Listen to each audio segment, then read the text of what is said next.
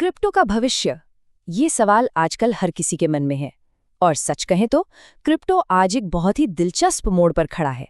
सोचिए, एक तरफ तो है इसकी जबरदस्त उथल-पुथल वाली दुनिया, और दूसरी तरफ कुछ बहुत बड़ी ताकतें हैं जो इसे कंट्रोल करने की कोशिश कर रही हैं। तो चलिए जरा गौर से देखते हैं कि ये ताकतें हैं कौन और ये क्रिप्टो को किस दिशा में ले जा रही हैं।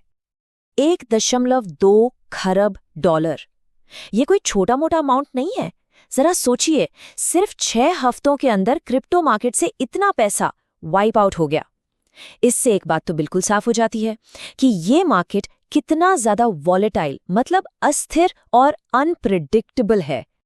और ये अस्थिरता कोई कहने की बात नहीं है, ये तो एक रोलर कोस्टर राइड जैसी है।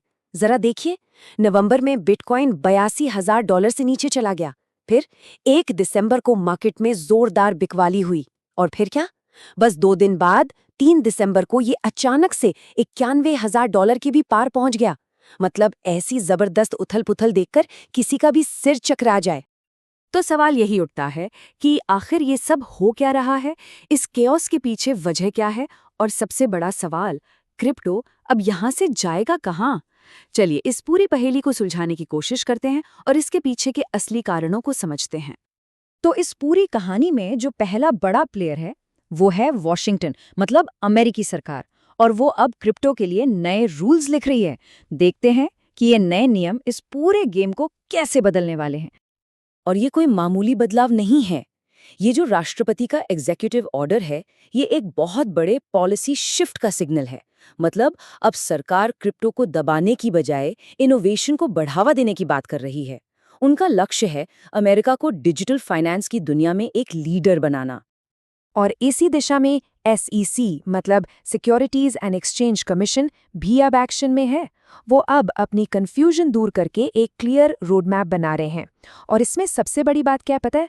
वो आखिरकार ये साफ करेंगे कि कौन सा क्रिप्टो एसेट सिक्योरिटी है और कौन सा नहीं। साथ ही नए क्रिप्टो ETF जैसे प्रोडक्ट्स के लिए भी दरवाजे खोले जा रहे हैं। ये इन्वेस्टर्स के लिए वाकई एक बहुत बहुत बड़ी खबर है। और सुनिए, ये सब सिर्फ बातें नहीं हो रही हैं, एक्शन भी हो रहा है। एक बहुत बड़ी रुकावट थी जिसे SAB 121 कहते थे, उसे अब हटा दिया गया है। इस नियम की वजह से बैंकों के लिए क्रिप्टो को अपने पास रखना बहुत ही मुश्किल और खर्चीला काम था। लेकिन अब जब ये हट गया है तो बड़े बड़े बैंकों के लिए क्रिप्टो मार्केट में एंट्री करना बहुत बहुत आसान हो गया है। तो ये तो हुई अमेरिका की बात। अब जरा अटलांटिक के उस पार चलते हैं, यूरोप की तरफ। क्योंकि देखिए, यूरोप भी इस मामले में पीछे नहीं है। वो भी क्रिप्टो के लिए अपना एक पूरा रेगुलेटरी फ्रेमवर्क तैयार कर रहे हैं। और यूरोप का जवाब है मीकार। ये एक बहुत बड़ा और कह सकते हैं कि एक तरह से क्रांतिकारी कानून है। इसका मकसद है पूरे यूरोपीय संघ के लिए क्रिप्टो के नियम सेट करना। मतलब अब ऐसा नहीं होगा कि हर देश के अपने अलग अलग रूल हों। नहीं, पूरे कॉन्टिनेंट में एक सिंगल यूनिफॉर्म कानून होगा। इससे जाहिर है इन्वेस्टर्स का प्रोटेक्शन भी बढ़ेगा और मार्केट में स्टेबिलिटी भी आएगी। और मिकार का एक खास फोकस है स्टेबल कॉइन्स पर। ये वो कॉइन्स होते हैं जिनकी कीमत, जैसा कि नाम से ही पता चलता है, स्थिर रहती है। तो मिकार ये पक्का करता है कि जो भी स्टेबल कॉइन यूरो या डॉलर से जुड़ा होने का दावा करता है, उसके पीछे वाकई में एक के बदले एक का रिजर्व हो, मतलब असली पैसा हो। इससे होता क्या है, मार्केट में भरोसा बढ़ता है और फ्रॉड का चांस कम हो जाता है।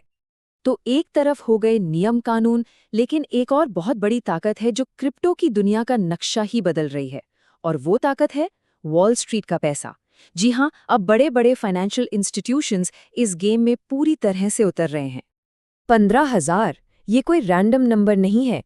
ये बैंक ऑफ अमेरिका के उन वेल्थ एडवाइजर्स की संख्या है जिन्हें अब अपने क्लाइंट्स को क्रिप्टो में इन्वेस्ट करने की सलाह देने की इजाजत मिल गई है।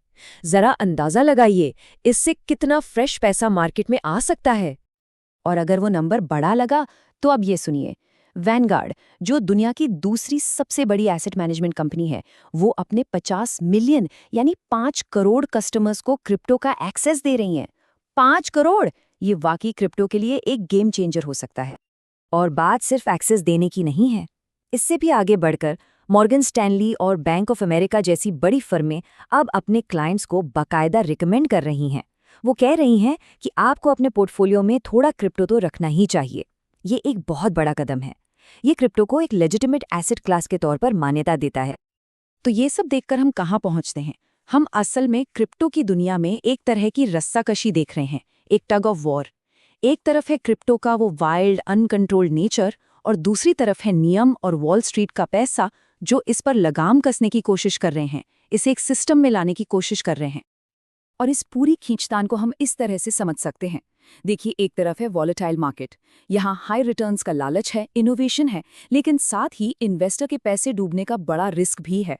दूसरी तरफ है नया रेगुलेशन, ये स्टेबिलिटी और सेफ्टी लाता है, लेकिन डर ये है कि कहीं ये इनोवेशन को ही ना दबा दे। और फिर है इंस्टीट्यूशनल मनी, जो इसे मेन स्ट्रीम में तो ला रहा है, पर क्या इससे क्रिप्टो का जो मूल सिद्धांत था, जो उसका डिसेंट्रलाइज्ड ईथॉस था, वही खत्म हो जाएगा? यही वो बैलेंस है जिसे खोजना है। और यहीं पर हम इस सबसे बड़े, सबसे अहम सवाल पर आके रुक जाते हैं।